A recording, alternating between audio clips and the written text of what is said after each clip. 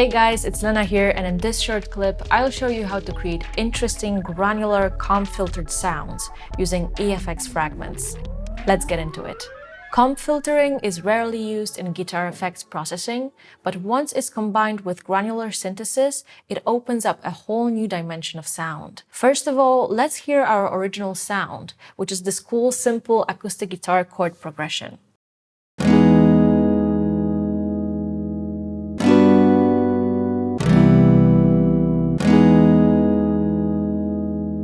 And now let's hear the same sound treated with Efx Fragments.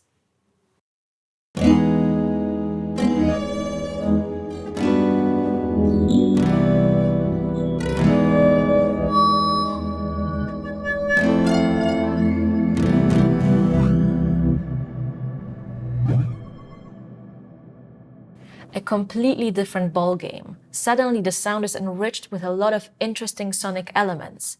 I can already tell you that this trick will heavily rely on three elements: comp filter, density, and feedback, which will be set in motion by the sequencer as the modulation source. To start creating this kind of setting in Efx Fragments, let's prepare our sequencer. First thing we want to do is to sync it to the master clock of our DAW and choose half as the sequencer's rate. Then we'll crank the sequencer's random feature up to 100% to ensure that we have a totally different result at each cycle of the sequencer. We can also increase the smooth control to smooth out these values per step.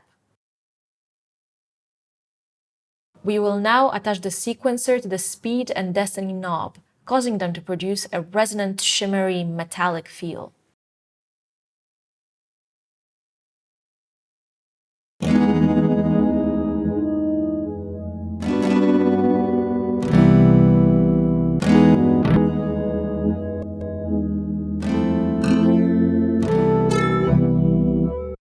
We already hear hints of the final sound, but we are still missing a few elements. The next thing to do is to engage the multi-mode filter and choose its comp feed-forward mode. Once that's done, let's set the frequency control to around 110, resonance to 3.2, and also let's set the FX1 routing to feedback, so the effect is only applied to the feedback signal. Now we're ready to attach the sequencer to frequency and resonance controls like this, achieving even more interesting and complex tones.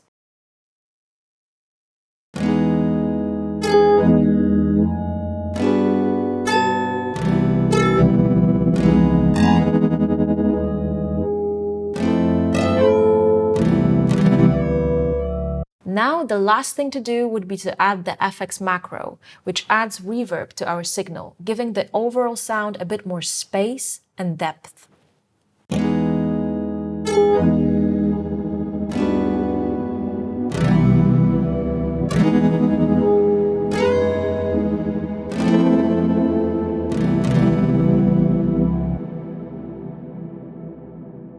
Sounds really nice. Lastly, we can fine-tune the sound by adding some backward grains to the mix and also tweaking the balance of the feedback, grain volume, and grain mix controls, like this.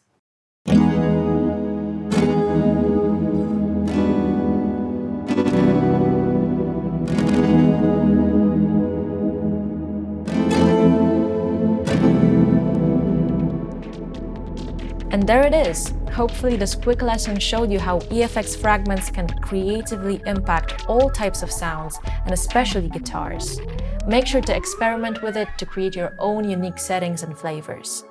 If you want to see more how-to videos on Efx Fragments, drop us a thumbs up, subscribe to the channel, and sign up to our free newsletter. Thanks for watching, and see you soon.